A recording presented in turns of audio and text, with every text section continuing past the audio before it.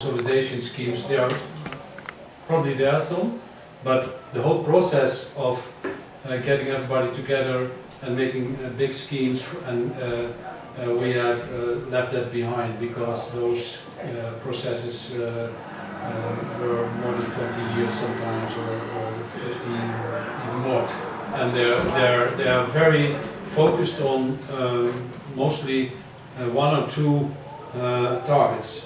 A little bit multifunctional, so agriculture, nature, recreation. That were the three. And we have learned. Well, we don't. We missed. We have two things. Multifunctional can lead to a kind of division between nature, agriculture, recreational areas, and so on. And we think that's not always the best way to plan and to come to those land programs. That's one thing, because you have to look for more integrative uses of land. So we are very busy with, we call it nature inclusive agriculture, to get farmers who are in a certain area where there is a lot of nature around, to get them work on another way. So and then the commitment of that farm is not to sell his land, but to use his land in another way, and from with more attention for specific nature goals or other goals. So that's one thing. So we look for the division. Other thing, and it's interesting, I would like to hear more about the method of the productive impact. Because I don't know that method, but it reminds me of a method we use ourselves, and I'm also an anthropologist and try to work with people. And we had in the area where I work for, a small island. And it's a mixed, it's in the western province of Zealand, and there are about 5 or 6 villages, and a lot of agriculture, recreational activities, and so on. And so there was a question of those people there, for what is the future of our island? So we started with also meetings to let the different people tell their story about the island, write them down. And those storylines from the farmers, different groups of farmers, individual farmers, but also people from the community council, or from the bank, or from other industries, or from recreational entrepreneurs, they all write small stories about what this area, this island, what does it bring to me? What is my belonging to that island? Why do I belong to it? What's my image of this island about 20 years? So those storylines we discussed, and we that with the people, and we try in different several occasions, to translate them to different shared values, and to different clusters of values. What is important for people, and that process was the beginning of planning. It was not a land consolidation planning, but more regional planning, or what has to be done in this area to make it for future lively for the people, and for the children, and for the elderly, and so on. So we started with questions, with storylines from the people themselves. And for me it was a very, very nice experience to left my knowledge and literature behind, and to listen, and to hear, and to read what those people were saying about their own environment, about their own villages, and about their own future. And so, and we got that in discussions and roundtables and so on. It took a process for a year, and then in the council, the local council and other parties were making a kind of a vision for developing that island for the next 10 or 15 years. So they changed the budget? Yes.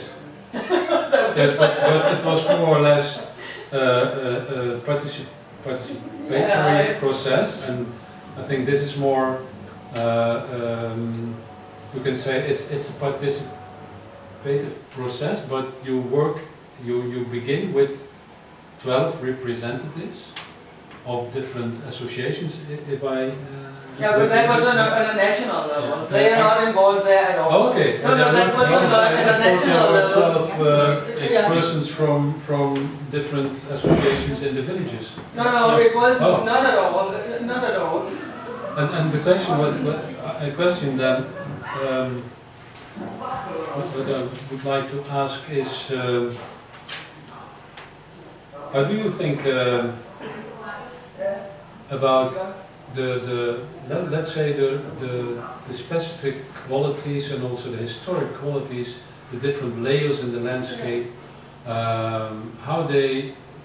where can I see them, and how they are translated in the planning process? For instance, one of the things that I use when measuring quality of life, that is access to landscape. Is the small paths around the villages? Are people actually able to get out in the landscape which is surrounding the village? In many Danish villages it's not possible to get out in nature. It's a common joke that it's easier to get out in nature when you live in Copenhagen than if you live in the countryside. So one of the things I'm looking at, is there any paths around? Is there any small, what you can say, informal meeting places where I can see people have an opportunity to stop and just have a talk about nothing? Because we know that that is very important for identity creation. Yeah. So that is one of the things. I have a long list. But just to mention that is, I look. Do they have a shared Facebook page where they communicate? Should we have a walk tonight, or should we go out dancing or whatever? So I try to follow the everyday life in so many ways it's possible. And I accept that in some area people actually live because nothing is going on. And they prefer nothing is going on. And it is often, what I often see as a rural researcher is that municipalities have very, very hard to accept that some area there are some areas where nothing is going on, and that is actually why people live there. So they don't want a lot of. And that is also I mean that is also a culture. So I have very big respect on having each community sort of defining their own culture. Mm-hmm. Also, if it is that nothing is going on here. But that's something, and nothing is going on. Yeah, we Very certain value. So, I just to understand your question was you meant cultural inheritance, right? yes. Actually, a layer which can be a lot older than the inheritance right now, Yeah. Yes. and Yes. very valuable Yes. for the future as well. Yeah. And it's more the cultural heritage. It's also the quality that. of the soil, of the Yeah. forming of the landscape. landscape, You yeah. cannot reconstruct everything. That's the lesson we learned in our country. I can say that I've been around speaking with a lot of people in this area, and actually you can see where they belong. There's a line down through the middle of the area, not the middle, but it's a very fine line, and you see that people, they have the orientation towards one city, and that's the center of their orientation, and then the other part is another one, and it's two houses. Yeah, and actually, and one of the things, and maybe that is a Danish thing and not a Dutch thing, but a Danish thing is that all the parishes, the first way to divide into smaller public authorities was the parishes, and the parishes, they are made in the landscape by the lowest point. So where the water met. So we know that. So between each village in Denmark, there's a lower point. And also the distance between villages are not bigger than you could walk to church and go back. So we have no, and that identity is still there. As you said, it's a house that can divide that sense of identity. If the crack is going in the middle, the people will know that for generations. Talking with one person about something, and they were really in on talking about that space, and then I got to the neighbor and talked about the same space, and they were just, I'm not going there, I'm in that area. I don't belong there. It's a more practical question. I don't know if it's the case in Denmark or in this environment, but a lot of farms on a certain age of 65 or 70, they stop their farm, and probably they have no son or daughter who wants to go further with the farm. And then what's happening with the farm and the land? Yeah, nothing's happening. Nothing. But I don't think That's the worst thing. It's actually that they still live on the farm, and then they just And the lease buildings. they close down the production, so they have a lot of unused. And is there a certain policy for? Yeah, well, I think that buildings? is one of the biggest political issues which is not talked about at all. That is that when the crisis started, you actually for the first time in Danish history allowed companies to buy land. So what is going on now is actually big companies buying up land. That means that it is no longer the local farmer you need to talk to, it's a Chinese company you need to talk to. And that is a huge cultural change in Denmark, and nobody's talking about that. And that's much more important than this. Much functionality is important, but the other thing is really changing the culture. So, yeah. Again, I'm having a meeting. I think we come to a new subject. Yeah. The ownership of the land. Yeah. It's going to But be Niels, do you know the owners of the land around the village personally? Kender du gårdejerne omkring hvor du bor? Ved du hvem der har gårdene? Og Ja, altså nu bor jeg midt i et sommerhusområde. Ja. Jo, men jeg ved, hvad det er for nogle landmænd, der kører forbi. Ja. Ja, jo. Ja. Det gør jeg. Okay. She lives just next to two summer house areas, but she knows the farmers that passes by, so she knows the farmers in the Ja, area. der kan godt bo en landmænd der, som har jord på den anden side. Ja. Vi mangler landmænd. Har du her? I bruger land? Omkring vores sted. Ja.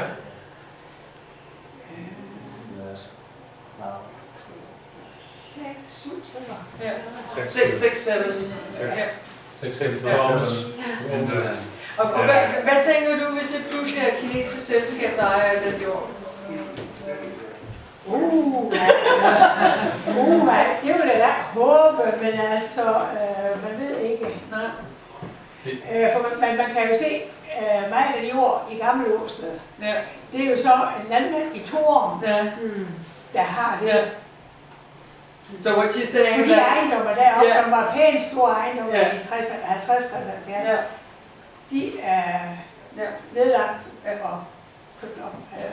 So that is actually one of the greatest impact, that is that the farmer is no longer living in the area where he's living in the village next or the next village. and participating in Yeah. the social He's life. not participating in the social life and so on.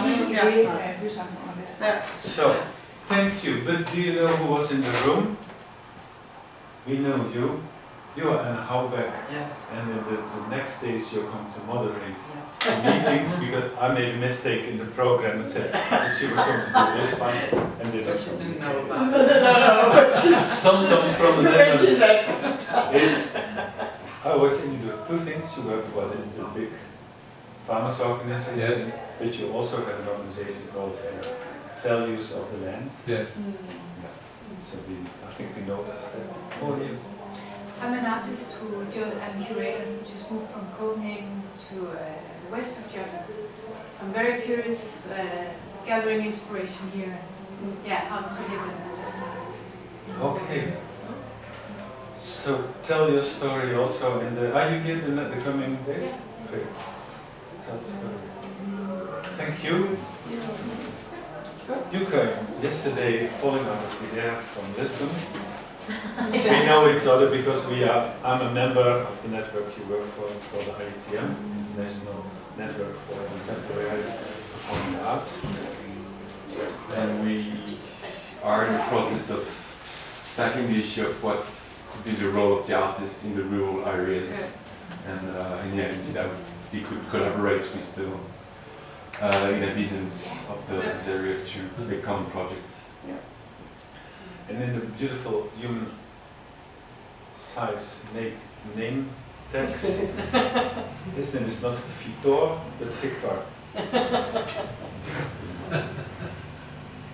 And moral support.